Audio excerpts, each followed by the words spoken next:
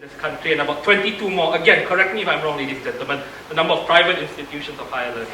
But the point is, with the diverse number of institutions of higher learning, it just basically means one thing: choice. So, Mark, if you really want to do liberal arts, you can go to other places aside from UTM. But the point of this discussion, so to speak, is not a question on who knows best. Well, everyone thinks they know best, you know, what to do with a lot of things today in this country and in your personal life.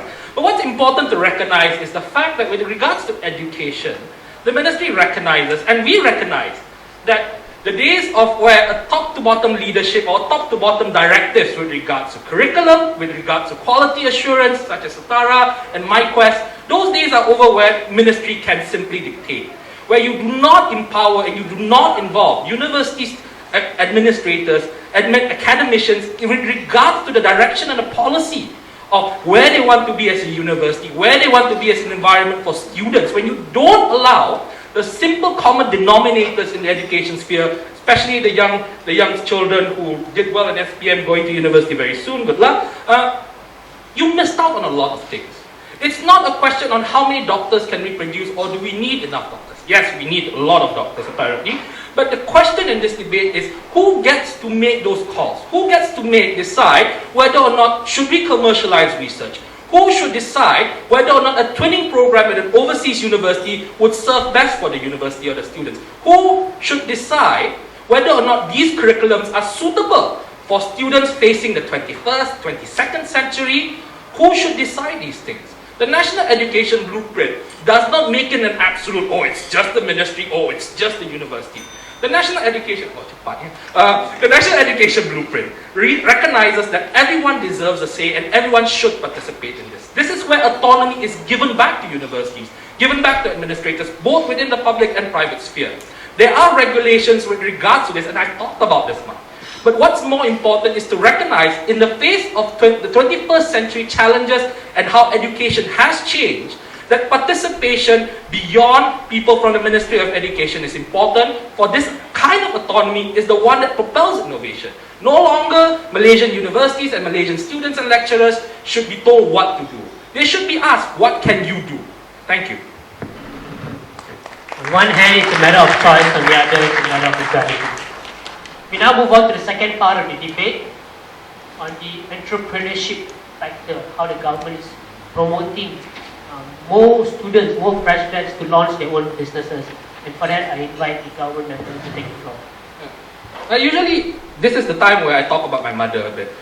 My mother, when I went to university, wanted me to be a lawyer. I didn't want her to. With regards to, because lawyers apparently do quite well, but the point of this segment of the National Education Blueprint is the fact that lives have changed. The education system has moved on. Beyond back in the day when you tell someone you should be a doctor and you be a doctor, career options significantly have changed in the last 20 to 30 years. These days, if you look at the people around you, you might have an accounting degree and you might not necessarily be an accountant. We recognize that the choices you make in university do not determine the choices you make in life, career-wise or wherever you go after this. The Ministry of Education recognizes this, saying that beyond being a doctor with a medical degree, is that they want to equip you with other skills, equip you with the ability to learn, master another language, ability to learn with regards to how to start up your own business. And as pointed by Vishnu just now with regards to startups, this is the best time when you talk about empowering our youths with the ability to look beyond their curriculum, look beyond their faculties, look beyond opportunities that are simply laid down by their parents or by society or by convention. What is to say that an engineering student can't be an owner of a 60-acre chicken farm or an accountant owning a company that creates taxi apps, for example? Those things are the aspirations that we want. We can no longer talk about universities being the only places to create doctors, engineers, accountants, and so forth. Those days are gone. The day today is to recognize that the biggest talent we have is human capital. And how we mold that human capital should not be restricted to if you go into the Faculty of Medicine, you become a doctor. We should be able to teach our students, our young ones, the ability to look at things beyond that. When you look at opportunities in business, when you look at partnerships, This is where the National Education Blueprint has stated the fact that we want to look beyond these things, breaking molds and conventions. Look at the fact that exposing students to sabbaticals, working mentorships with industries, captains of industries and companies, looking beyond the opportunities that have been laid before you, because that's the only way we encourage, for example, startups and people to take chances. We've already had avenues with regards to funds, with regards to corporations and agencies such as Magic and so forth, but the question is, how do we then encourage our children? How do we encourage our students to go forward and take those chances, to take those funds, for example? And those start in university. Those start where we empower our students, marinate them, so to speak, with the kind of values under the National Higher Education Blueprint. We talk about creating entrepreneurship clubs, creating competitions or avenues for them to learn entrepreneurship from established members in the industry, from companies that are around or beyond Malaysia. Those are the things that are critical, not just so that we have enough doctors, but also when we have enough doctors that can innovate beyond their curriculum, their education. And that's where it's important for us, Malaysia in the 21st century, when you look at probably about 3.8 million students taking tertiary education by 2025, that's a lot of them. We want to look at beyond filling up quotas in hospitals, beyond making enough engineers. What else?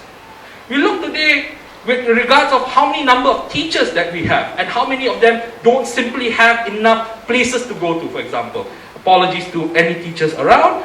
The point is, we are not being equipped currently with the ability to innovate and also seek beyond what is stated in the conventional normal routes. The National Higher Education Blueprint provides that ability, instills that kind of initiative and also that goal spirit that each and every student should take.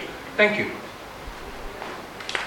Thank you, Noel. The opposing member will now provide his rebuttal speech.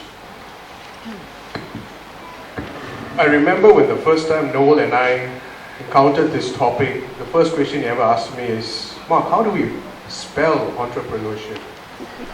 And he was confused. You see, Mr. Speaker, ladies and gentlemen, let's just break it down to reality. We know who Mark Zuckerberg is.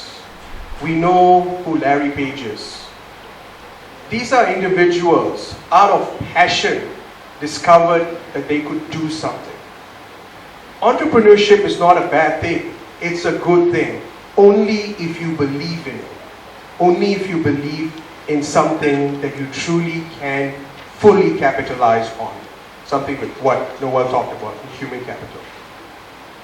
The point is, should universities waste, quote unquote, waste resources to force you to believe in something that you can do?